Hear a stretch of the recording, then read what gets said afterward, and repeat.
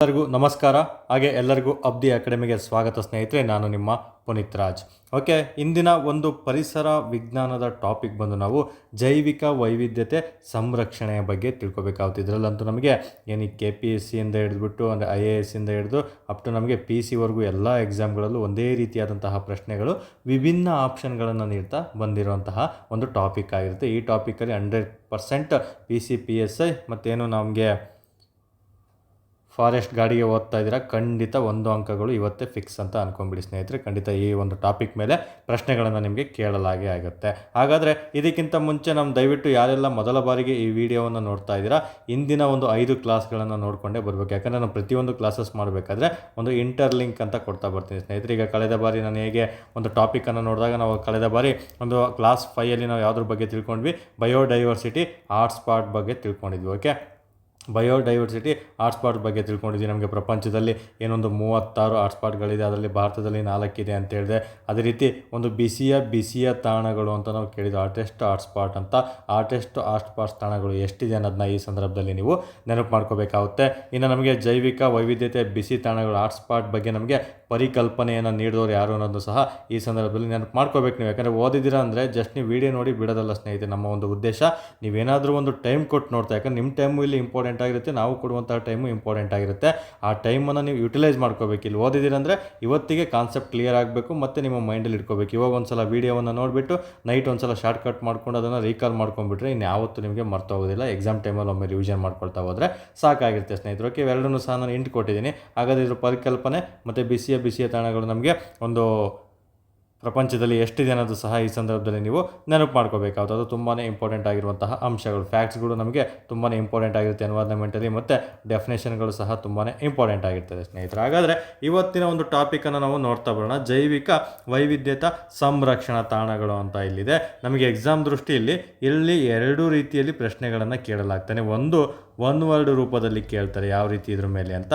ಇನ್ನೊಂದು ಸ್ಟೇಟ್ಮೆಂಟ್ ರೂಪದಲ್ಲೂ ಸಹ ಪ್ರಶ್ನೆಗಳನ್ನು ಕೇಳ್ತಾನೆ. KPSC ಒಂದು ಫಿಲಿಮ್ಸ್ ಆಗಿರ್ಬೋದು ಅಥವಾ PSI ಇತ್ತೀಚಿನ ಟ್ರೆಂಡ್ ಪ್ರಕಾರ ನೋಡಿದರೆ, 402 ಟ್ರೆಂಡ್ ಪ್ರಕಾರ ನೋಡಿದರೆ ಯಾವ ರೀತಿ ಇದ್ರ ಮೇಲೆ ಪ್ರಶ್ನೆಗಳನ್ನು ನಿಮಗೆ ಕೇಳ್ತಾ ಬರ್ಬೋದು, PC PSI ಯಾವ ರೀತಿ ಪ್ರಶ್ನೆಯನ್ನು ಕೇಳ್ತಾ ಬರ್ಬೋದು ಅಂತ ನಾವಿಲ್ಲಿ ತಿಳಿಸ್ಕೊಡ್ತಾ ಬರ್ತೀನಿ ಸ್ನೇಹಿತರೆ. ಹಾಗಾದರೆ ಜೈವಿಕ ವೈವಿಧ್ಯತಾ ಸಂರಕ್ಷಣಾ ತಾಣ ಅಂತ ಬಂದಾಗ ನಮಗೆ ಇದರಲ್ಲಿ ವಿವಿಧ ರೀತಿಯಲ್ಲಿ ಪ್ರಶ್ನೆಗಳನ್ನು ಕೇಳ್ತಾ ಬರ್ತಾರೆ. ಯಾಕಂದರೆ ಜೀವ ವೈವಿಧ್ಯತೆ ಒಂದು ನವೀಕರಿಸಲಾಗದ ಒಂದು ಸಂಪನ್ಮೂಲವಾಗಿದೆ. ಯಾಕಂದರೆ ಒಂದು ಸಲ ಹಾಳಾಗೋಯ್ತು ಅಂದರೆ ಮತ್ತೆ ನಾವು ಅದನ್ನು ಒಂದು ಸಂಪನ್ಮೂಲವನ್ನು ಮತ್ತೆ ನವೀಕರಿಸೋದಕ್ಕೆ ಆಗಲ್ಲ ಸ್ನೇಹಿತರೆ. ಅಂತಹ ಒಂದು ಅಂಶಗಳ ಬಗ್ಗೆ ನಾವು ಮಾಹಿತಿಯನ್ನು ಇಂದು ತಿಳ್ಕೊಬೇಕಾಗುತ್ತೆ. ಈಗ ಫಸ್ಟ್ ಒನ್ ವರ್ಡ್ ತಿಳಿಸ್ತೀನಿ. ಒನ್ ವರ್ಡ್ ಯಾವ ರೀತಿ ನಿಮಗೆ ಈ ಒಂದು ಟಾಪಿಕ್ ಮೇಲೆ ಪ್ರಶ್ನೆಯನ್ನು ಕೇಳ್ತಾರೆ ಅಂತ ನೆಕ್ಸ್ಟ್ ಸ್ಟೇಟ್ಮೆಂಟ್ ಮುಖಾಂತರ ತಿಳಿಸ್ಕೊಡ್ತೀನಿ. ಬಟ್ ನೀವು PCಗೆ ಓದ್ತಾ ಇರಿ, IASಗೆ ಓದ್ತಾ ಇದ್ರಿ, ಅಥವಾ KS ಅಥವಾ PSIಗೆ ಓದ್ತಾ ಇರಿ, 2 ರೀತಿಯಲ್ಲೂ ಖಂಡಿತ ಓದ್ಕೊಳ್ಳಿ. ಯಾವಾಗ ಬೇಕಾದ್ರೂ ಪ್ರಶ್ನೆ ಪತ್ರಿಕೆ ಹೇಗೆ ಬೇಕಾದ್ರೂ ಕೊಡ್ತಾ ಬರ್ಬೋದು. ಹಾಗಾಗಿ ದಯವಿಟ್ಟು, ಯಾಕಂದರೆ ಇತ್ತೀಚಿನ ಒಂದು ಮೋಟಾರ್ ವೆಹಿಕಲ್ ಇನ್ಸ್ಪೆಕ್ಟರ್ ಪೇಪರನ್ನು ನೋಡಿಬಿಟ್ರೆ ಹೇಗಿದೆ ನೋಡಿ, KPSC ಯಾವುದೋ ಲೆವೆಲಲ್ಲಿತ್ತು ಪ್ರಶ್ನೆ ಪತ್ರಿಕೆಗಳು, ಸಡನ್ನಾಗಿ ಈಸಿ ಕೊಟ್ಬಿಟ್ಟಿದ್ದಾರೆ. ಹಾಗಾಗಿ ನಾವು ಕಷ್ಟ ಅಂತ ಹೇಳ್ಬಿಟ್ಟು ಕೆಲವರು ಅಂಥ ಜಾಬ್ಗಳಿಗೆ ಓದೋದೇ ಬಿಟ್ಟಿರ್ತಾರೆ, ಕಡಿಮೆ ಪೋಸ್ಟ್ ಇದೆ ಅಂತ. ಬಟ್ ಈಸಿ ಕೊಟ್ಟಾಗ ಸಫರ್ ಆಗ್ತಾ ಬರ್ತಾರೆ ಸ್ನೇಹಿತರೆ. ನೋಡಿ, ತುಂಬ ಡೆಡ್ ಈಸಿಯಾಗಿ ಕೊಟ್ಟಿರುವಂತಹ ಒಂದು ಪೇಪರ್ ಆಗಿರುತ್ತೆ. ಆ ರೀತಿ ನೆಕ್ಸ್ಟ್ PDO ಎಕ್ಸಾಮ್ ಗಮನಿಸಿದಾಗ ಸ್ವಲ್ಪ ಆವರೇಜ್ ಆಗಿತ್ತು, ಅದಕ್ಕಿಂತ ಹಿಂದೆ ಪೇಪರ್ಗಳು ಗಮನಿಸ್ಕೊಂಡ್ಬಿಟ್ರೆ ನೆಕ್ಸ್ಟ್ ಲೆವೆಲಲ್ಲಿ ಪೇಪರ್ಗಳಿರ್ತವೆ. ಸೊ ಹಾಗಾಗಿ ನಾವು ಯಾವತ್ತೂ ತುಂಬ ಡಿಫಿಕಲ್ಟಾಗೂ ಓದಿರಬೇಕು, ಮತ್ತು ಈಸಿಯಾಗಿ ಕೊಟ್ಟರು ಸಹ ಯಾವ ರೀತಿ ಸಾಲ್ವ್ ಮಾಡಬೇಕಂತ ಅಂಶಗಳನ್ನು ಸಹ ನಾವು ಕಡ್ಡಾಯವಾಗಿ ಇತ್ತೀಚಿನ ಎಕ್ಸಾಮ್ಗಳಲ್ಲಿ ಓದಲೇಬೇಕಾಗುತ್ತೆ. ಬೇರೆ ಆಪ್ಷನ್ನೇ ಇಲ್ಲ. ದಯವಿಟ್ಟು ನಿಮ್ಗೆ ಆ ರೀತಿ ಓದೋಕ್ಕಾಗಿಲ್ಲ ಅಂದರೆ ಇವತ್ತೇ ಫೀಲ್ಡನ್ನು ಸ್ಕಿಪ್ ಮಾಡಿಬಿಟ್ಟು ನಿಮಗೆ ಯಾವ ಟ್ಯಾಲೆಂಟ್ ಇದೆ ಅದನ್ನು ಮುಂದುವರ್ಸ್ಕೊಂಡು ಹೋಗಿ ಸ್ನೇಹಿತರೆ. ನೀವು ಕಾಂಪಿಟೇಟಿವ್ ಫೀಲ್ಡಿಗೆ PCಗೆ ಓದಿ, PSI ಓದಿ, KPSC ಜಾಬ್ಸ್ಗೆ ಓದಿ, ಕಡ್ಡಾಯವಾಗಿ ಡೆಫಿನೇಷನ್ನು ಮತ್ತು ಡಿಫಿಕಲ್ಟ್ ಆಗಿರುವಂತಹ ಅಂಶಗಳನ್ನು ಓದಲೇಬೇಕಾಗುತ್ತೆ, ಕಾನ್ಸೆಪ್ಟನ್ನು ತಿಳ್ಕೊಬೇಕಾಗುತ್ತೆ, ಪ್ಲಸ್ ಒನ್ ವರ್ಡ್ ಆಗಿರುವಂತಹ ಫ್ಯಾಕ್ಟ್ಸ್ಗಳನ್ನು ಸಹ ನೀವು ಕಡ್ಡಾಯವಾಗಿ ಓದಿರಲೇಬೇಕಾಗುತ್ತೆ. ಆಗಿದ್ದಲ್ಲಿ ಮಾತ್ರ ನಿಮಗೆ ಸಕ್ಸಸ್ ಆಗೋದಕ್ಕೆ ಸಾಧ್ಯ ಆಗ್ತಾ ಬರ್ತದೆ ಸ್ನೇಹಿತರೆ. ಹಾಗಾದರೆ ಇವತ್ತಿನ ಒಂದು ಟಾಪಿಕನ್ನು ನಾನು ತಿಳಿಸ್ಕೊಡ್ತಾ ಬರ್ತೀನಿ. ಮೊದಲು ಒನ್ ವರ್ಡನ್ನು ನಾವು ನೋಡ್ತಾ ಬರೋಣ ಇದರಲ್ಲಿ. ಓಕೆ, ಇಲ್ಲಿ ನಮಗೆ ಜೀವ ವೈವಿಧ್ಯತಾ ಸಂರಕ್ಷಣೆ ಅಂತ ಬಂದಾಗ ಇದೊಂದು ಎಂಥದ್ದು ನವೀಕರಿಸಲಾಗದ ಒಂದು ಸಂಪನ್ಮೂಲವಾಗಿದೆ. ನಮಗೆ ಜಿಯೋಗ್ರಫಿ ಓದಬೇಕಾದ್ರೆ ಹೇಳ್ತೀನಿ, ಅಥವಾ ಇದೇ ಒಂದು ಟಾಪಿಕಲ್ಲಿ ಮುಂದೆ ತಿಳಿಸ್ಕೊಡ್ತೀನಿ ಸ್ನೇಹಿತರೆ.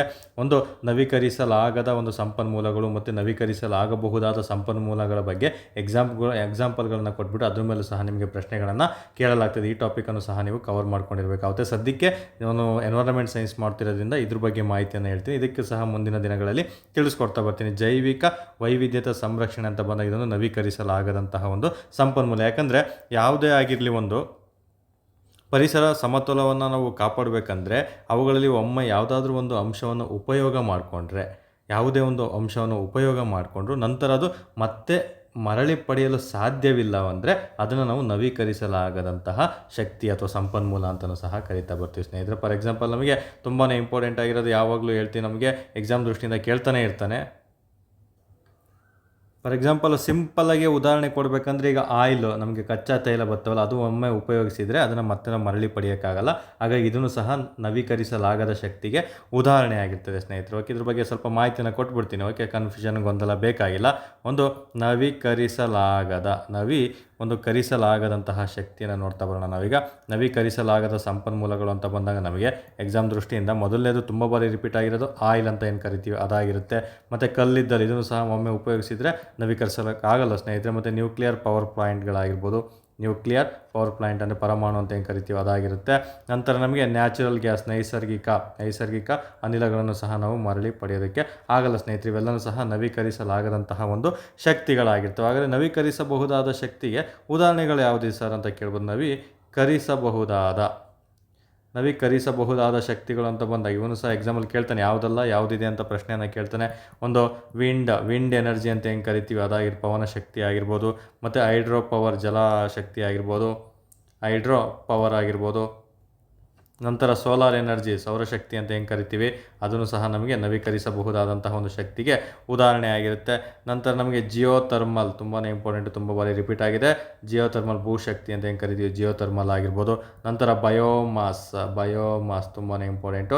ಇವೆಲ್ಲವೂ ಸಹ ನವೀಕರಿಸಬಹುದಾದಂತಹ ಶಕ್ತಿಗಳಿಗೆ ಉದಾಹರಣೆ ಆಗಿರ್ತವೆ ಸ್ನೇಹಿತರೆ. ಎಕ್ಸಾಮಲ್ಲಿ ಈ ಕೆಳಗಿನವುಗಳಲ್ಲಿ ಯಾವುದು ನವೀಕರಿಸಲಾಗದ ಶಕ್ತಿಗೆ ಉದಾಹರಣೆಯಾಗಿದೆ ಅಥವಾ ಈ ಕೆಳಗಿನವುಗಳಲ್ಲಿ ಯಾವುದು ನವೀಕರಿಸಬಹುದಾದ ಶಕ್ತಿಗೆ ಉದಾಹರಣೆಯಾಗಿದೆ ಅಂತ ನಿಮಗೆ ಪ್ರಶ್ನೆಗಳನ್ನು ಕೇಳಲಾಗ್ತದೆ. ಕೆಲವೊಂದ್ಸಲ wind energy, hydro power energy ಅಂತ ಈ ರೀತಿಯೇ ಆಪ್ಷನ್ಗಳನ್ನು ಕೊಡ್ತಾ ಬರ್ತಾನೆ. ಕನ್ನಡದಲ್ಲಿ ಕೊಡಲ್ಲ, ಹಾಗಾಗಿ ನಾನು ಇಂಗ್ಲೀಷಲ್ಲೇ ತಿಳಿಸ್ಕೊಡ್ತೀನಿ. ನೀವು ಬರ್ಕೋಬೇಕಾದ್ರೆ ಕನ್ನಡದಲ್ಲೂ ಸಹ ಬರ್ಕೋಬೇಕಾಗುತ್ತೆ. ಪವನ ಶಕ್ತಿ ಅಂತೆಲ್ಲ ಬರ್ಕೋಬೇಕು. ಹೈಡ್ರೋ ಪವರ್ ಅಂದರೆ ಒಂದು ನೀರಿನ ಶಕ್ತಿ ಆಗಿರ್ಬೋದು, ಸೌರಶಕ್ತಿ ಆಗಿರ್ಬೋದು, ಜಿಯೋಥರ್ಮಲ್ ಭೂಶಕ್ತಿ ಆಗಿರ್ಬೋದು. ಓಕೆ, ಬಯೋಮಾಸ್ ಇವನ್ನೆಲ್ಲ ನೀವು ಅದೇ ರೀತಿಯೇ ಬರೆದಿಟ್ಕೋಬೇಕು. ಬಟ್ ಆದಷ್ಟು ಇಂಗ್ಲೀಷಲ್ಲೇ ನೆನ್ಪಿಟ್ಕೋಬೇಕು. ಕೆಲವೊಂದ್ಸಲ PCPS ಅಲ್ಲಿ ಇಂಗ್ಲೀಷಲ್ಲಿ ಆಪ್ಷನ್ಗಳನ್ನು ಕೊಡ್ತಾ ಬರ್ತಾನೆ ಸ್ನೇಹಿತರೆ. ಹಾಗಾಗಿ ಎಕ್ಸಾಮ್ ದೃಷ್ಟಿಯಿಂದ ಯಾವ ರೀತಿ ಬೇಕಾದರೂ ಕೇಳಿದ್ರು ನನ್ನ ಅಭ್ಯರ್ಥಿಗಳು ಕರೆಕ್ಟಾಗಿ ಓದ್ಕೊಂಡಿರ್ಬೇಕನ್ನೋ ಒಂದು ಉದ್ದೇಶದಿಂದ ಈ ರೀತಿ ನಾನು ನಿಮಗೆ ತಿಳಿಸ್ತಾ ಇದ್ದೀನಿ. ಓಕೆ, ಎಕ್ಸಾಮಲ್ಲಿ ಇನ್ನೂ ರೀತಿಯಲ್ಲೂ ಪ್ರಶ್ನೆಯನ್ನು ಕೇಳ್ಬೋದು. ಹಾಗಾಗಿ ಮೇಯ್ನ್ ತುಂಬಾ ಇಂಪಾರ್ಟೆಂಟ್ ನೋಡಿ. ಈಗ ಆಯಿಲನ್ನು ಕೆಲವು ಆಯಿಲ್ ಅಂತ ಓದಿರ್ತೀವಿ, ಅಲ್ಲಿ ಫಾಸಿಲ್ ಇಂಧನ ಅಂತಲೂ ಸಹ ಕೊಟ್ಬಿಡ್ತಾನೆ. ಓಕೆ, ಒಂದು ಫಾಸಿಲ್ ಫ್ಯೂಯಲ್ಸ್ ಅಂದರೆ ಇಂಧನ ಅಂತ ಬಂದಾಗ ಫಾಸಿಲ್ ಫ್ಯೂಯಲ್ಸ್ ಅಂತ ಬಂದಾಗ ಇದನ್ನು ಸಹ ನವೀಕರಿಸಲಾಗದ ಶಕ್ತಿ ಅಂತ ನೋಡಿ. ಇಂಡೈರೆಕ್ಟ್ ಪ್ರಶ್ನೆಯನ್ನು ಸಹ ಕೇಳ್ತಾನೆ. ನಾನು ಯಾವಾಗಲೂ ಹೇಳ್ತೀನಿ,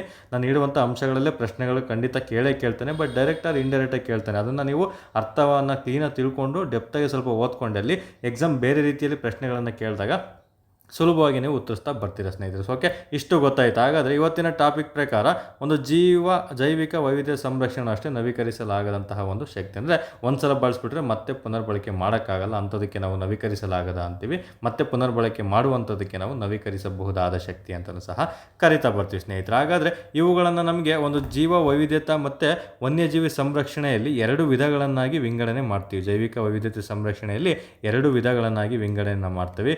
ಒಂದು ಇನ್ಸೇತು ಅಂತ ಕರೀತಾರೆ. ಇದನ್ನು ಇಂಗ್ಲೀಷಲ್ಲೇ ನೆನ್ಪಿಟ್ಕೋಬೇಕು, ಕನ್ನಡದಲ್ಲಿ ಕೇಳಲ್ಲ. ಕನ್ನಡದಲ್ಲಿ ಸ್ವಸ್ಥಾನ ಅಂತ ಕರೀತಾರೆ. ಹಾಗಾಗಿ ಕನ್ನಡದಲ್ಲಿ ಅವ್ರು ಕೇಳಕ್ಕೆ ಹೋಗಲ್ಲ ಸ್ನೇಹಿತರೆ. ಸ್ವಸ್ಥಾನ ಏನು, ಇನ್ಸೇತು ಕನ್ಸರ್ವೇಷನ್ ಅಂದರೆ ಒಂದು ಸ್ವಸ್ಥಾನ ಅಂತ ಕರಿತೀವಿ. ಇದರ ಆಪೋಸಿಟ್ ಇನ್ನೊಂದು ಎಕ್ಸ್ ಸೇತು ಅಂತಲೂ ಸಹ ಬರುತ್ತೆ.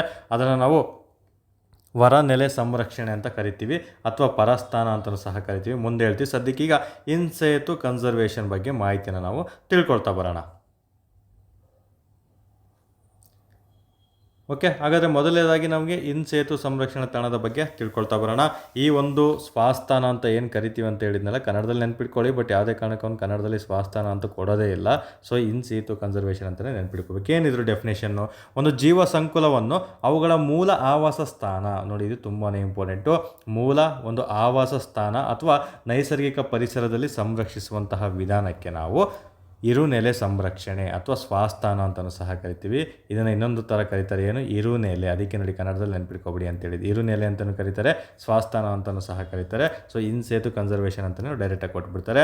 ನಮಗೆ ವನ್ಯ ಸಂಕುಲವನ್ನು ಅವುಗಳ ಮೂಲ ಆವಾಸ ಸ್ಥಾನ ಅಥವಾ ಒಂದು ನೈಸರ್ಗಿಕ ಪರಿಸರದಲ್ಲಿ ಸಂರಕ್ಷಿಸುವಂತಹ ಒಂದು ವಿಧಾನವನ್ನು ನಾವು ಇನ್ಸೇತು ಇನ್ಸೇತು ಅಂದರೆ ಒಳಗಡೆ, ಎಲ್ಲಿ ಒಳಗಡೆ ಒಂದು ನೈಸರ್ಗಿಕ ಅಂತಿದೆ, ಒಂದು ವಾತಾವರಣ ಅಂತ ಇದೆ, ಒಂದು ಊರಂತ ಇದೆ ಅಂದ್ಕೊಳ್ಳಿ, ಅಷ್ಟರ ಒಳಗಡೆನೇ ಒಂದು ಸಂರಕ್ಷಿಸುವಂತಹ ಒಂದು ವಿಧಾನವನ್ನು ನಾವು ಇನ್ಸೇತು, ಇನ್ನಂದ್ರೆ ಏನು, ಒಳಗೆ ಒಳಗೆ ಒಳಗೆ ಅಂತ ನೆನ್ಪಿಟ್ಕೊಳ್ಳಿ. ಅಷ್ಟೇ ನಿಮಗೆ ಮಾಹಿತಿ ಎಷ್ಟು ನೆನ್ಪಿಟ್ಕೊಂಡಿದ್ರೆ ಸಾಕು, ಈಸಿಯಾಗಿ ನೆನಪು. ಯಾಕಂದರೆ ಎಕ್ಸಾಮ್ ದೃಷ್ಟಿ ನಾವು ಅರ್ಥ ಮಾಡ್ಕೊಂಡು ನಾವೇನಲ್ಲಿ ಇಂಟರ್ವ್ಯೂಗೆ ಹೋಗಿ ಇಂಟರ್ವ್ಯೂಲಿ ಎಕ್ಸ್ಪ್ಲೇನ್ ಮಾಡಬೇಕಂತ ಏನಿಲ್ಲ. ಆಪ್ಷನ್ ನೋಡಬೇಕು, ಉತ್ತರ ನೀಡಬೇಕು, ಎಲಿಜಿಬಿಲಿಟಿ ಸ್ಕೋರ್ ತೆಗಿಬೇಕು, ಲಿಸ್ಟಲ್ಲಿ ನಮ್ಮ ಹೆಸರು ಇರಬೇಕು, ಇಷ್ಟೇ ಮೈಂಡಲ್ಲಿ ಇಟ್ಕೋಬೇಕು. ಯಾವ ರೀತಿ ಬೇಕಾದ್ರೂ ನೀವು ಓದ್ಕೊಳ್ಳಿ, ಯಾರೇನು ನಿಮಗೆ ಪ್ರಶ್ನೆ ಮಾಡೋದಿಲ್ಲ ಸ್ನೇಹಿತರು. ಓಕೆ, ಜಸ್ಟ್ ಈ ಡಯಾಗ್ರಾಮ್ ಹಾಕಿ ಇನ್ನೊಂದು ಇದರೊಳಗೆ ನಮ್ಮ ನೈಸರ್ಗಿಕ ಪರಿಸರದೊಳಗೆ ಅಂತ ನೆನ್ಪಿಟ್ಕೊಂಡ್ರೆ ಮುಗಿದೋಯ್ತು. ಹಾಗಾದರೆ ನಮ್ಮ ನೈಸರ್ಗಿಕ ಪರಿಸರದೊಳಗೆ ಅಂತ ಬಂದಾಗ ಯಾವೆಲ್ಲ ಇದಕ್ಕೆ ಉದಾಹರಣೆಗಳಿರ್ತಾವಂತ ನಿಮಗೆ ಪ್ರಶ್ನೆಗಳನ್ನು ಕೇಳ್ತಾ ಬರ್ತಾನೆ.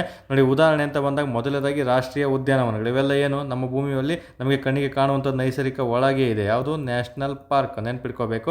ರಾಷ್ಟ್ರೀಯ ಉದ್ಯಾನವನಗಳಂತ ಬರ್ತದೆ. ಇದಕ್ಕಂತ ಒಂದು ಟಾಪಿಕ್ ಬರುತ್ತೆ, ಮುಂದೆ ಎಕ್ಸ್ಪ್ಲೇನ್ ಮಾಡ್ತಾ ಬರ್ತೀನಿ. ಇವೆಲ್ಲನೂ ಒಂದೊಂದು ಟಾಪಿಕ್ ಬರ್ತವೆ, ಅದನ್ನು ಮುಂದಿನ ದಿನಗಳಲ್ಲಿ ತಿಳಿಸ್ಕೊಡ್ತಾ ಬರ್ತೀನಿ ಸ್ನೇಹಿತರೆ. ಹಾಗಾದರೆ ಯಾಕಂದರೆ ಹಂತವಾಗಿ ನಿಮ್ಗೆ ಅರ್ಥ ಆಗೋ ರೀತಿ ನಾನು ಟಾಪಿಕನ್ನು ತೊಗೊಂಡು, ನೋಡಿ ಕೆಲವೊಂದು ಆಥರ್ ವೈಸ್ ಬುಕ್ಸ್ ಓದೋರಿಗೆ ತುಂಬ ಕಂಟೆಂಟನ್ನು ಕೊಟ್ಟಿರ್ತಾರೆ, ಬಟ್ ನಾನು ನಿಮಗೆ ಎಕ್ಸಾಮ್ ದೃಷ್ಟಿಯಿಂದ ಕಂಪಲ್ಸರಿ ಕೇಳ್ತಾನೆ. ಅವನಷ್ಟೇ ನಿಮಗೆ ಎಲ್ಲ ಟಾಪಿಕಲ್ಲೂ ಎಕ್ಸ್ಪ್ಲೇನ್ ಮಾಡ್ತಾ ಬರ್ತೀನಿ. 100% ನಿಮಗೆ ಅಷ್ಟರಲ್ಲೇ ಪ್ರಶ್ನೆಗಳು ಕೇಳ್ತಾನೆ. ಅದಕ್ಕೆ ನಾನು ನಿಮಗೆ ಗ್ಯಾರಂಟಿ ಕೊಡ್ತಾ ಬರ್ತೀನಿ ಸ್ನೇಹಿತರೆ, ಅದ್ರ ಬಗ್ಗೆ ವರಿಬೇಕಿಲ್ಲ. ಓಕೆ, ಇಷ್ಟು ಹೇಳಿ ಓದ್ಕೊಂಡ್ರೆ ಸಾಕಾಗಿರುತ್ತೆ. ನಂತರ ರಾಷ್ಟ್ರೀಯ ಉದ್ಯಾನವನಗಳಂತ ಬಂದಾಗ ಮೊದಲನೇದಾಯಿತು. ಎರಡನೇದು ವನ್ಯಜೀವಿ ಸಂರಕ್ಷಣಾ ತಾಣಗಳು, ಏನು ವೈಲ್ಡ್ ಲೈಫ್ ಸೆಂಚುರಿ ಅಂತ ಕರಿತೀವಲ್ಲ, ವೈಲ್ಡ್ ಲೈಫ್ ಸ್ಯಾಂಚುರೀಸ್ ಅಂತ ಅದಾಗಿರ್ತದೆ. ನಂತರ ಮೀಸಲು ಅರಣ್ಯಗಳು ಆಗಿರ್ತವೆ, ನಮಗೆ ರಿಸರ್ವ್ ಸಿಸ್ಟಮ್ ಅಂತ, ರಿಸರ್ವ್ ಫಾರೆಸ್ಟ್ ಅಂತ ಏನಿರ್ತವೆ, ಅಥವಾ ಪ್ರೊಟೆಕ್ಟೆಡ್ ಫಾರೆಸ್ಟ್ ಅಂತ ಕರಿತೀವಿ, ಅದು ಮೂರನೇದು ಉದಾಹರಣೆ ಆಗಿರುತ್ತೆ. ಇನ್ನು ಜೀವ ಮೀಸಲು ಪ್ರದೇಶ, ಪವಿತ್ರ ವನಗಳು ಅಂದರೆ ಸ್ಯಾಕ್ರೆಡ್ ಗ್ರೋವ್ಸ್ ಅಂತ ಕರಿತೀವಿ, ಮತ್ತು ರಾಮ್ಸಾರ್ ಪ್ರದೇಶಗಳು, ಇವೆಲ್ಲನೂ ಸಹ ನಮಗೆ ಇನ್ ಸೀತು ಕನ್ಸರ್ವೇಷನಲ್ಲಿ ಬರುವಂತಹ ಅಂಶಗಳಾಗಿರ್ತವೆ ಸ್ನೇಹಿತರೆ. ಎಕ್ಸಾಮಲ್ಲಿ ಯಾವ ರೀತಿ ಕೇಳ್ತಂಗೆ ಗೊತ್ತಾ ಪ್ರಶ್ನೆ, ಒಂದು ನಮಗೆ ಡೆಫಿನೇಷನನ್ನು ಕೇಳ್ಬೋದು, ಎರಡನೇದು ಈ ಕೆಳಗಿನವುಗಳಲ್ಲಿ ಯಾವುದೇ ಇನ್ ಸೀತು ಕನ್ಸರ್ವೇಷನ್ಗೆ ಅಥವಾ ಇರುನೆಲೆ ಒಂದು ಸಂರಕ್ಷಣಾ ಪ್ರದೇಶಕ್ಕೆ ಉದಾಹರಣೆ ಅಲ್ಲ ಅಂತ ಕೇಳ್ಬಿಟ್ಟು ಇಲ್ಲಿ 3 ಆಪ್ಷನನ್ನು ಕೊಟ್ಬಿಟ್ಟು ಇನ್ನೊಂದು ಎಕ್ಸೇತು ಉದಾಹರಣೆಯನ್ನು ಕೊಟ್ಟಿರ್ತಾನೆ. ಮುಂದೆ ಹೇಳ್ತೀನಿ ಎಕ್ಸೇತು ಅಂತ ತಿಳ್ಕೊಂಡಾಗ ನಿಮ್ಗೊಂದು ಕ್ಲಾರಿಟಿ ಸಿಗ್ಬಿಡುತ್ತೆ. ಸೊ ಇಷ್ಟು ಅಂಶಗಳನ್ನು ಕಡ್ಡಾಯವಾಗಿ ನೀವು ತಿಳ್ಕೊಂಡಿರಲೇಬೇಕು. ಇಷ್ಟೇ ಆಪ್ಷನ್ ನಿಮಗೆ ಎಕ್ಸಾಮಲ್ಲಿ ಖಂಡಿತ 100% ಕೊಡ್ತಾ ಬರ್ತಾನೆ. ಅದು ಯಾವ ರೀತಿ ಬೇಕಾದ್ರೂ ಅವನು ಪ್ರಶ್ನೆ ಕೇಳ್ಬೋದು. ನಿಮಗೆ 1 2 3 4 5 6 ಅಂತ ಕೊಟ್ಬಿಟ್ಟು ಈ ಕೆಳಗಿನವುಗಳಲ್ಲಿ ಯಾವುವು ಇನ್ಸೇತು ಕನ್ಸರ್ವೇಷನ್ಗೆ ಉದಾಹರಣೆ ಅಂತ ಹೇಳ್ಬಿಟ್ಟು ಆಪ್ಷನ್ ಎ ಕೊಟ್ಬಿಟ್ಟು 1 2 3 ಸರಿ, 2 3 4 ಸರಿ, ಅಥವಾ 3 4 5 ಸರಿ, ಅಥವಾ ಮೇಲಿನ ಎಲ್ಲವೂ ಸರಿ ಅಂತಲೂ ಸಹ ನಿಮಗೆ ಕೊಡ್ತಾ ಬರ್ತಾನೆ ಸ್ನೇಹಿತರೆ. ಹಾಗಾಗಿ ಯಾವ ರೀತಿ ಬೇಕಾದ್ರೂ ಅವ್ನು ಕೇಳ್ಬೋದು. ಇಷ್ಟು ಅಂಶಗಳನ್ನು ಕಡ್ಡಾಯವಾಗಿ ನೀವು ತಿಳ್ಕೊಂಡು ಇರಲೇಬೇಕಾಗುತ್ತೆ. ಓಕೆ, ಇದು ನಮಗೆ ಒಂದು ವರ್ಡು ಅಥವಾ ಸ್ಟೇಟ್ಮೆಂಟ್ ಅಥವಾ 1 2 3 4 ರೂಪದಲ್ಲಿ ಕೇಳುವಂತಹ ಅಂಶಗಳಾಗಿರ್ತವೆ. ಇದ್ರ ಮೇಲೆ ಸ್ಟೇಟ್ಮೆಂಟ್ ಕೊಟ್ಟರೆ ಯಾವ ರೀತಿ ನಿಮಗೆ ಪ್ರಶ್ನೆಯನ್ನು ಕೇಳ್ತಾರೆ ಅಂತ ನಾನು ನಿಮಗೆ ತಿಳಿಸ್ಕೊಡ್ತಾ ಬರ್ತೀನಿ. ಈಗ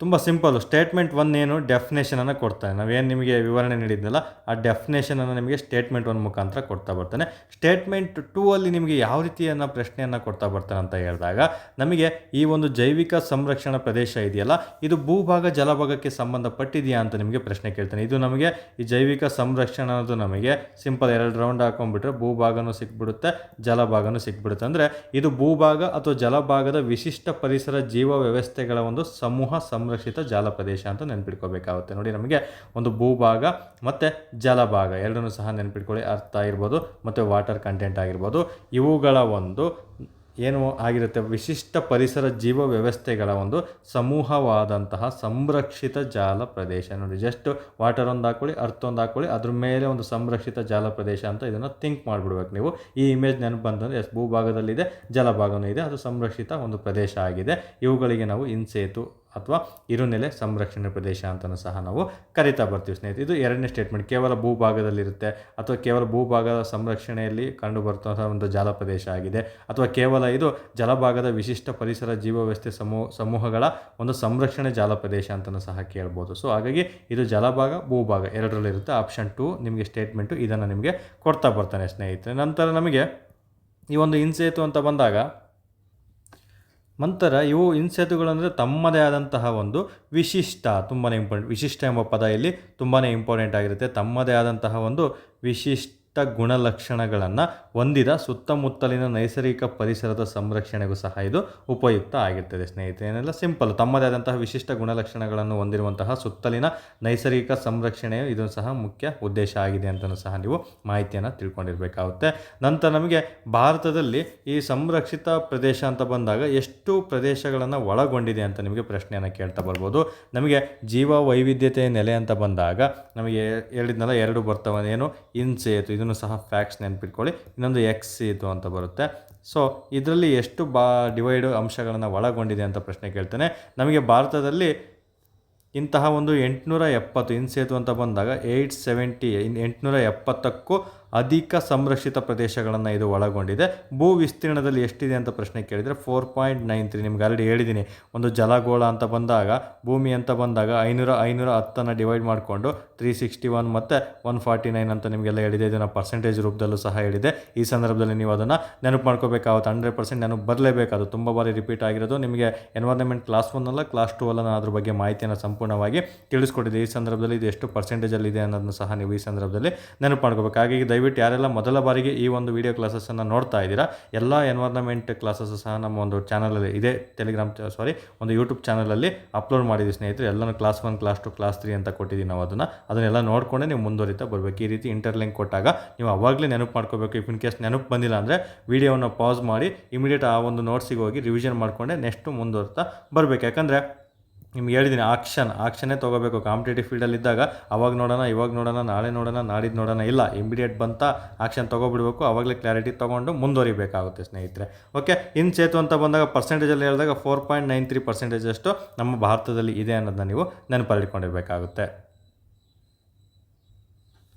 ಓಕೆ, ಇಷ್ಟು ಅಂಶ ತಿಳ್ಕೊಂಡಿದ್ರೆ ಸಾಕು. ಇದೇನು ತುಂಬಾ ಇಂಪಾರ್ಟೆಂಟ್ ಏನಲ್ಲ, ಜಸ್ಟ್ ತಿಳ್ಕೊಂಡಿರಲಿ ಎಕ್ಸ್ಟ್ರಾ ಅಂತ ಹೇಳ್ಬಿಟ್ಟು ನಿಮಗೆ ಮಾಹಿತಿಯನ್ನು ನೀಡ್ತಾ ಬರ್ತೀನಿ ಸ್ನೇಹಿತರೆ. ಎಕ್ಸ್ ಸೇತು ಮುಂದೆ ನಾನು ನಿಮಗೆ ತಿಳಿಸ್ಕೊಡ್ತಾ ಬರ್ತೀನಿ. ಇನ್ ಸೇತು ಬಗ್ಗೆ ಎಷ್ಟು ಮಾಹಿತಿಯನ್ನು ನೀವು ತಿಳ್ಕೊಂಡಿದ್ರೆ ಸಾಕಾಗುತ್ತೆ. ಸೊ ಇದೊಂದು ಸ್ಟೇಟ್ಮೆಂಟನ್ನು ಅವ್ರು ನಿಮಗೆ ಕೇಳ್ತಾ ಬರ್ತಾರೆ. ಅದನ್ನು ಬಿಟ್ಟರೆ ನಿಮಗೆ ಸ್ಟೇಟ್ಮೆಂಟ್ ರೂಪದಲ್ಲಿ ಇವುಗಳನ್ನು ಕೊಟ್ಬಿಟ್ಟು ಇವು ಅದಕ್ಕೆ ಸಂಬಂಧಪಟ್ಟಿರುವಂತಹ ಇನ್ ಸೇತುಗೆ ಉದಾಹರಣೆ ಆಗಿದೆ ಅಂತಲೂ ಸಹ ನಿಮಗೆ ಸ್ಟೇಟ್ಮೆಂಟನ್ನು ಅವರು ನೀಡ್ತಾ ಬರ್ತಾರೆ ಸ್ನೇಹಿತರೆ. ಹಾಗಾಗಿ ಇಷ್ಟು ಅಂಶಗಳನ್ನು ಸಹ ನೀವು ಕಡ್ಡಾಯವಾಗಿ ತಿಳ್ಕೊಬೇಕಾಗುತ್ತೆ. ಇನ್ನು ಪವಿತ್ರ ವನಗಳು ಅಂದರೆ ಏನು ಸರ್, ಕನ್ಫ್ಯೂಷನ್ ಆಗ್ತಾ ಇದೆ ನಮಗೆ ಅಂತ ಬಂದಾಗ, ಈ ಪವಿತ್ರ ವನದಲ್ಲಿ ಯಾವೆಲ್ಲ ಅಂಶಗಳು ಕಂಡು ಬರ್ತಾವೆ ಅಂತ ಅಂದಾಗ ನಮಗೆ ಒಂದು ಸ್ಯಾಕ್ರೆಡ್ ಗ್ರೋವ್ಸ್ ಅಂತ ಕರಿತೀವಿ. ಏನು ಹುಲಿ ಆಗಿರ್ಬೋದು ಅಥವಾ ಆನೆ ಆಗಿರ್ಬೋದು ಅಥವಾ ವಿವಿಧ ಒಂದು ಪಕ್ಷಿಗಳ ಒಂದು ಮೀಸಲು ಪ್ರದೇಶಗಳಿರ್ತಾವಲ್ಲ, ಹುಲಿ, ಆನೆ ಅಥವಾ ಬೇರೆ ಬೇರೆ ಪ್ರಾಣಿಗಳ ಒಂದು ಪಕ್ಷಿಗಳ ಮೀಸಲು ಪ್ರದೇಶಗಳಿರ್ತಾವಲ್ಲ ಸ್ನೇಹಿತರೆ, ಅವುಗಳಿಗೆ ಪವಿತ್ರ ವನಗಳು ಅಥವಾ ಸ್ಯಾಕ್ರೆಡ್ ಗ್ರೋವ್ಸ್ ಅಂತಲೂ ಸಹ ನಾವು ಕರಿತಾ ಬರ್ತೀವಿ. ಓಕೆ, ಇಷ್ಟು ಸಹ ಇನ್ ಸೇತು ಬಗ್ಗೆ ಕಂಪಲ್ಸರಿ ಮಾಹಿತಿಯನ್ನು ನೀವು ತಿಳ್ಕೊಂಡಿರ್ಬೇಕಾಗುತ್ತೆ. ಇನ್ನು ಎಕ್ಸ್ ಸೇತು ಬಗ್ಗೆ ನೋಡ್ತಾ ಬರೋಣ.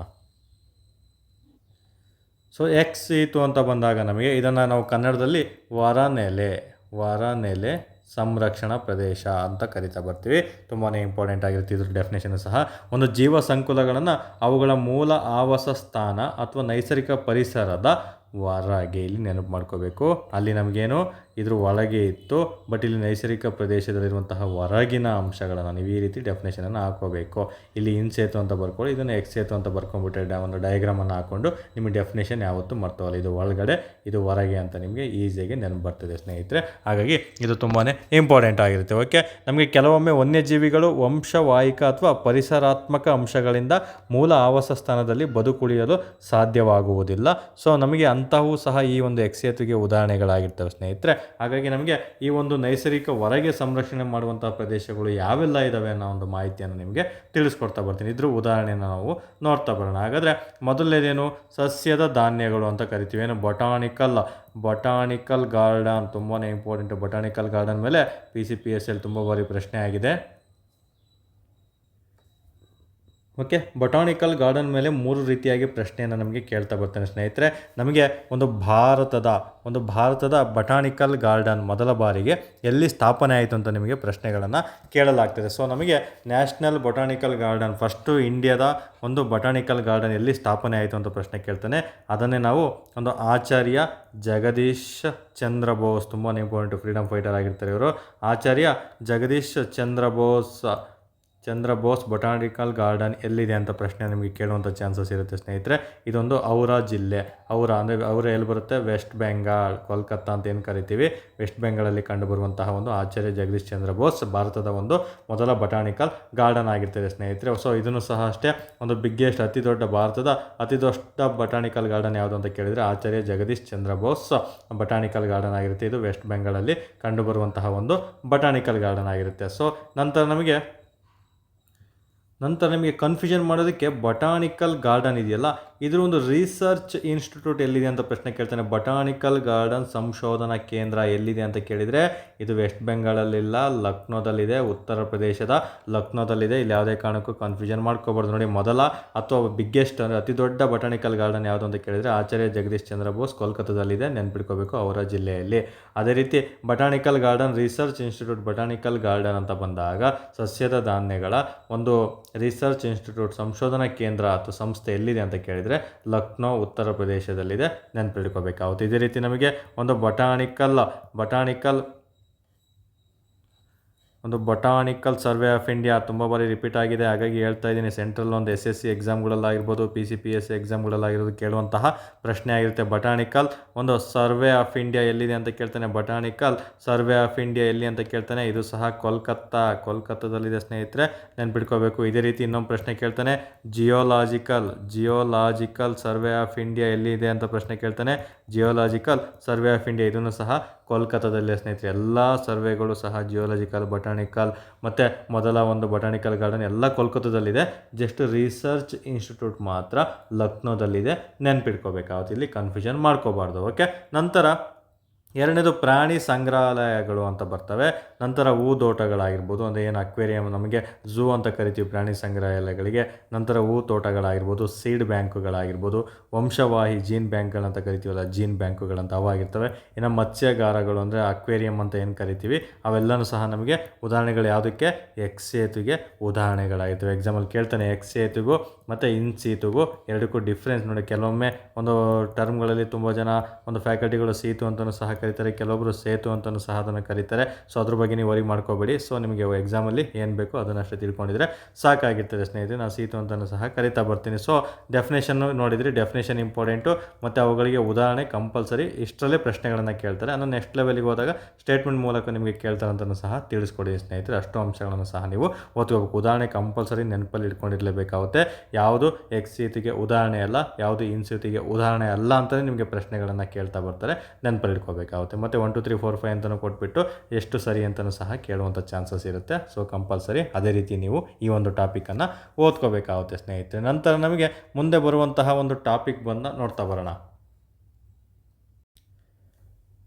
ಓಕೆ, ಮುಂದಿನ ಟಾಪಿಕ್ ಇದು ತುಂಬಾ ಇಂಪಾರ್ಟೆಂಟ್ ಆಗಿರುವಂತಹ ಟಾಪಿಕ್ಕು, ವನ್ಯಜೀವಿ ಸಂರಕ್ಷಣಾ ಕಾಯ್ದೆಗಳು ಅಂತ ಆಗಬೇಕಿತ್ತು ಸ್ನೇಹಿತರಲ್ಲಿ. ತಾಣ ಆಗಿದೆ, ಕನ್ಫ್ಯೂಷನ್ ಮಾಡ್ಕೋಬೇಡಿ. ವನ್ಯಜೀವಿ ಸಂರಕ್ಷಣಾ ಕಾಯ್ದೆಗಳಂತ ನೀವು ಮಾಡ್ಕೊಳ್ಳಿ. ಸೊ ವನ್ಯಜೀವಿ ಸಂರಕ್ಷಣಾ ಕಾಯ್ದೆಗಳು ಅಂತ ಬಂದಾಗ ಎಲ್ಲರಿಗೂ ಹೇಳಿದೆ, ವನ್ಯಜೀವಿ ಸಂರಕ್ಷಣಾ ಕಾಯ್ದೆ ಜಾರಿಗೆ ಬಂದಂತಹ ಒಂದು ಇಯರ್ ಆಲ್ರೆಡಿ ನಿಮ್ಗೆ ತಿಳ್ಕೊಡಿದ್ದೀನಿ, 1972 ಅಂತ. ಅದೇ ಥರ ಜೀವ ವೈವಿಧ್ಯತೆ ಕಾಯ್ದೆ ಅಂತ ಬಂದಾಗ ಅದಕ್ಕೆ 30 ವರ್ಷ ಆಡ್ ಮಾಡಬೇಕಂತ ಹೇಳಿದ್ದೆ, 2002 ಅನ್ನೋದು ಸಹ ಈ ಸಂದರ್ಭದಲ್ಲಿ ನೀವು ನೆನಪು ಮಾಡ್ಕೋಬೇಕು. ನೋಡಿ, ವನ್ಯಜೀವಿ ಸಂರಕ್ಷಣಾ ಕಾಯ್ದೆ 1972, ಜೀವ ವೈವಿಧ್ಯತೆ ಕಾಯ್ದೆ ಅಂತ ಕೇಳಿದರೆ 2002. ಇಲ್ಲೂ ಸಹ ನೀವು ಕನ್ಫ್ಯೂಷನ್ ಮಾಡ್ಕೋಬಾರ್ದು ಸ್ನೇಹಿತರೆ. ಹಾಗಾದರೆ ಏನು ಸರ್ ಈ ವನ್ಯಜೀವಿ ಸಂರಕ್ಷಣಾ ಕಾಯ್ದೆ ಅಂತ ಬಂದಾಗ, ಆ ಕಾಯ್ದೆಯ ಮೂಲಕ ನಮಗೆ ವೈಲ್ಡ್ ಲೈಫ್ ಪ್ರೊಟೆಕ್ಷನ್ ಆ್ಯಕ್ಟ್ ಅಂತ ಕರಿತೀವಿ. ವೈಲ್ಡ್ ಲೈಫ್ ಇದು full form important. Wildlife protection act ಅಂತ ಕರಿತೀವಿ, 1972. ಈ ಆ್ಯಕ್ಟ್ ಪ್ರಕಾರ ನಮಗೆ 6 ಅನುಸೂಚಿಗಳನ್ನು ಮಾಡಲಾಗಿದೆ.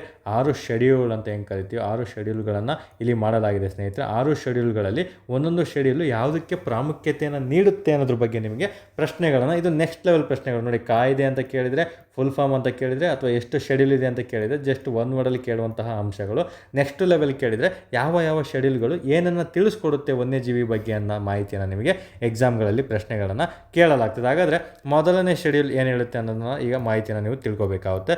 1ನೇ ಶೆಡ್ಯೂಲಲ್ಲಿ ನಮಗೆ ಈ ಅಳಿವಿನಂಚಿನಲ್ಲಿರ್ತಾವಲ್ಲ, ಎಂಡೇಂಜರ್ಡ್ ಫಿಶಸ್ ಅಂತ ಕರಿತೀವಲ್ಲ, ಅಳಿವಿನಂಚಿನಲ್ಲಿರುವಂತಹ ಒಂದು ಪ್ರಭೇದಗಳನ್ನು ಒಳಗೊಂಡಿರುವಂತಹ ಶೆಡ್ಯೂಲ್ ಯಾವುದು ಅಂತ ಪ್ರಶ್ನೆ ಕೇಳಿದರೆ 1ನೇ ಶೆಡ್ಯೂಲ್ ಆಗಿರ್ತವೆ. ಫಾರ್ ಎಕ್ಸಾಂಪಲು ಅಳಿವಿನಂಚಿನಲ್ಲಿ ಯಾವುದ್ಯಾವುದಿದೆ, ಈಗ ಹುಲಿ ಆಗಿರ್ಬೋದು, ಹಿಮಚಿರತೆ ಆಗಿರ್ಬೋದು, ಇವಕ್ಕೆ ಒಂದು ಟಾಪಿಕ್ ಇದೆ, ಮುಂದೆ ಹೇಳ್ತೀನಿ. ಎಂಡೇಂಜರ್ಡ್ ಅಂದರೆ IUCN ಪಟ್ಟಿಗಳು ಅಂತ ಬರ್ತವೆ. IUCN ಪಟ್ಟಿಗಳು ಅಂತ ಬಂದಾಗ ಅಲ್ಲಿ ಕಂಪ್ಲೀಟ್ ಮಾಹಿತಿನ ತಿಳಿಸ್ಕೊಡ್ತೀನಿ ಸ್ನೇಹಿತರೆ. ಅದಕ್ಕೆ ಒಂದು ಮಿನಿಮಮ್ 1 ಅವರ್ ಕ್ಲಾಸ್ ಬೇಕಾಗುತ್ತೆ.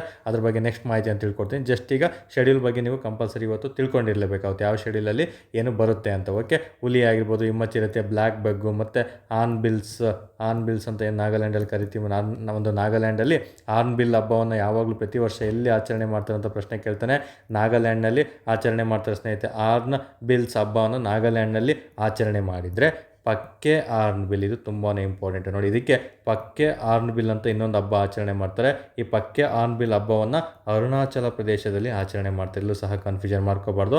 ಆರ್ನ್ಬಿಲ್ ಹಬ್ಬ ಅಂತ ಕೇಳಿದರೆ ನಾಗಾಲ್ಯಾಂಡು, ಪಕ್ಕೆ ಆರ್ನ್ಬಿಲ್ ಹಬ್ಬ ಎಲ್ಲಿ ಆಚರಣೆ ಮಾಡ್ತಾರೆ ಅಂತ ಕೇಳಿದರೆ ಅರುಣಾಚಲ ಪ್ರದೇಶ. ಎರಡು ಸಹ PCPSIಯಲ್ಲಿ ಪ್ರಶ್ನೆ ತುಂಬ ಬಾರಿ ರಿಪೀಟ್ ಆಗಿದೆ. ಓಕೆ, ಹಾಗಾದರೆ 1ನೇ ಶೆಡ್ಯೂಲಲ್ಲಿ ಏನು ಅಳಿವಿನಂಚಿನಲ್ಲಿರುವಂತಹ ಪ್ರಭೇದಗಳನ್ನು ಒಳಗೊಂಡಿರುತ್ತೆ ಯಾವುದು 1ನೇ ಶೆಡ್ಯೂಲ್. ಹಾಗಾದರೆ 2ನೇ ಶೆಡ್ಯೂಲ್ ನಮಗೆ ಏನು ತಿಳಿಸ್ಕೊಡುತ್ತೆ ಅನ್ನೋದ್ರ ಬಗ್ಗೆ ಮಾಹಿತಿಯನ್ನು ನೀವು ತಿಳ್ಕೊಳ್ತಾ ಬೇಕಾಗುತ್ತೆ.